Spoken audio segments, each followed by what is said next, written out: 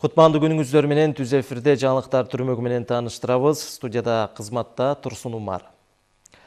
Аида Салянова Крим-Төбөл Азиз Батукаевдин мөөнөтүнөн мурда бошотулушуна байланыштуу 3-июндун кечинде кармалып 48 саатка Бишкек шаардык милициясынын убактылуу кармоочу жайына камакка алынган. Бүгүн ага тез жардам чакыртылып, кардиологдор тобу анын жүрөгүн текшерди.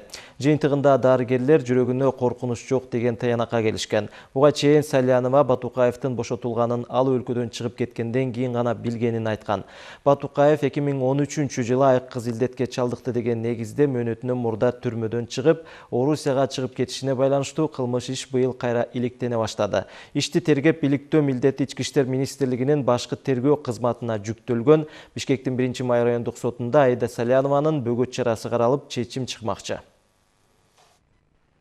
В рамках данного же 2019 жылдын 3-июнунда Кыргыз Республикасынын кылмыш процессуалдык кодексинин 98-статьясына ылайык Кыргыз Республикасынын экс-башкы прокурору Аида Салянова суралып, Бишкек шаардык ички иштер башкармалыгынын убактылуу кармоочу жайына киргизилди. Сотко чейинки өндүрүш иштеринин тиешелүү иликтөө аракеттери башталды.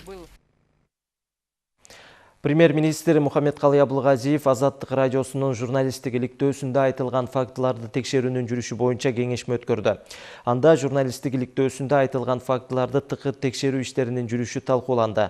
Финансылык чалгындоо мамлекеттик кызматынын төрагасы Гуламжан Анарбаев маалымдагандай, учурда финансы полициясы менен биргеликте өлкөдөн 700 миллион АКШ долларын чыгарып кетүү фактыларын кайрадан иликтеп жатат. Кеп, Дордой жана Кара суу базарлары. Ошондой эле Туркияга жана Европа өлкөлөрүнө акча которуулар тууралуу болуп жатат, деди премьер-министр. Текшерүүнү тездетүү тапшырмасын берди.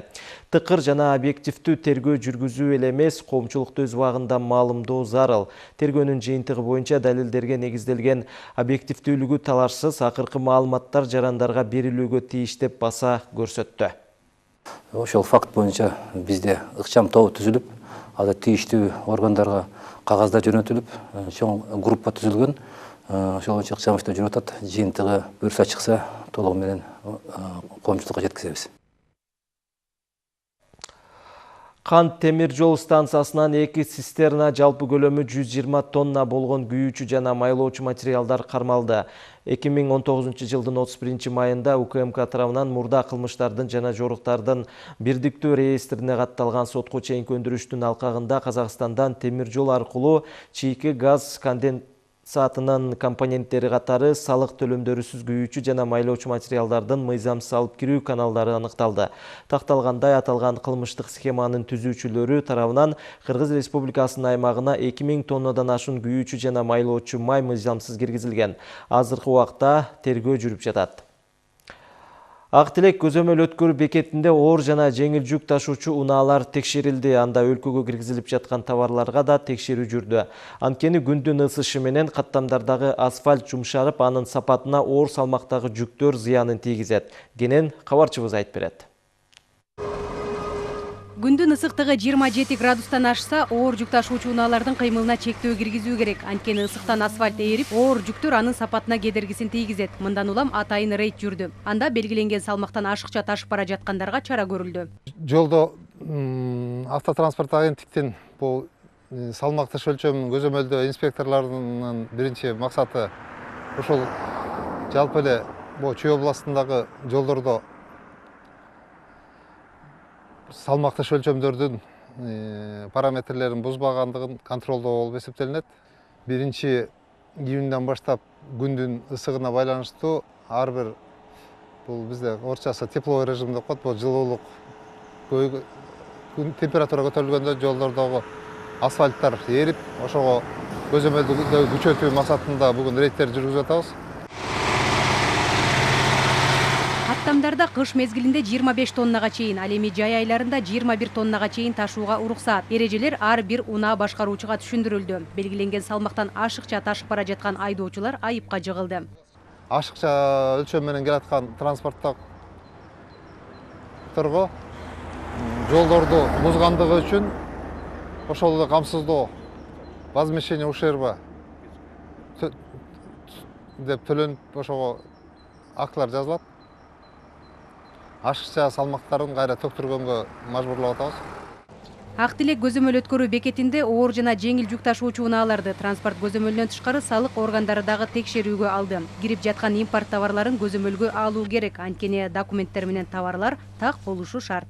Бу жерде ушул көзөмөлдүн жанагы кирип келген импорт товарларын көзөмөлдөө маалында кичине убакытты талап кылат экен. Себеп дегенде ал жерде көп ошол грузосопроводительный документтердеги көргөзүлгөн көргөзмөлөрдүн баардыгын тең аныктыгын текшерүү үчүн салык инспекторлору кичине өзүнчө бир убакыт талап кылынат экен. Ошол себептен кичине кармалууга туура келип атат.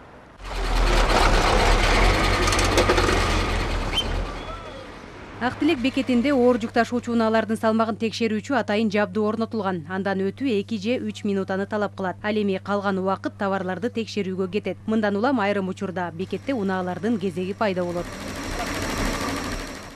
Жазгүл Сейдахматова, Чыңгыз Токторбек уулу, ЛТР Чүй облусу. Премьер-министр Мухаммедкалый Абылгазиев Кыргыз Республикасынын 30 суу колдонуучулар ассоциациясына Беларусь 82-1 тракторунун базасындагы Амкадор 702 ЕБ экскаватор бульдозерлерди тапшыруу салтанатына катышты. Атайын техника бүткүл дүйнөлүк банктын колдоосунда айыл чарба өндүрүмдүүлүгүн жана тамак ашты жакшыртуу долбоорунун гранттык каражаттарынын эсебинен сатып алынды. Өкмөт башчы 63 миңден ашуун гектар жерди камтыган 30 суу колдонуучулар ассоциациясы атайын техника алып жатышканын, ал жерлерде ирригациялык курулуштардын ишин жакшыртылышына көмөк болоорун кошумчалады. Биздин жалпы суга таянтыбыз республика боюнча 1 миллион 200 миң гектар болсо, ошого дагы 66 миң гектар дагы суга жер кошулат. Бул эң биринчиси президентибиздин, урматтуу президентибиздин кабыл алган региондорду өнүктүрүү боюнча стратегиясы. Ошол жер-жердеги биздин мекендештерибиздин проблемасын чечүү. Бизде 29 миң километр канал болсо, ошонун 23 миңден ашык ички каналдардын баарын ушу сиздер тейлеп атасыздар. Ошону тазалаганга, кайра курганга ушул техникалар абдан чоң жардам берет деп ойлойм. Ош шаарындагы жылуулук менен камсыздоо муниципалдык ишканасына 2 атайын унаа берилди. Жалпы баасы 2,5 миллион сомду түзгөн атайын техникалар ишкананын үнөмдөлгөн каражатына сатып алынды. Германиядан алынып келинген бул унаалардын ичинде генератор, жылуулукка керектүү шаймандар менен камсыздалган. Эми бул заманбап техникалар калкка жылуулук берүү учурунда авариялык чакырууларга тез жетип кызмат көрсөтөт.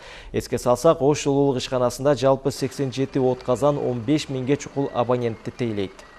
Советтик Союз бузулгандан бери өз жактык алган мислек. Мына Кудайга шүгүр, бүгүнкү былтырда алдык, бүгүнкү күндө дагы көрүп атасыздар. Атайын ушу аварий технический машиналар сатып алдык. Булар атайын техника жактан өздөштүрүлгөн. Эгерде кокустук форс-мажор ситуация болуп калатын убакытта биз убагында ошол аварияны оңдоо максатында ушу атайын даярдалган спецтехникаларды алып атабыз. Башка кабарлардан бул жылкы орозо айт майрамы 5 июнь күнү белгиленет. Бул тууралуу Кыргызстан мусулмандарынын дин башкармалыгы маалымдады. Ислам шариятында орозо айынын башталышы жана аякташы жаңы чыккан айдын көрүнүүсүнө карап аныкталат.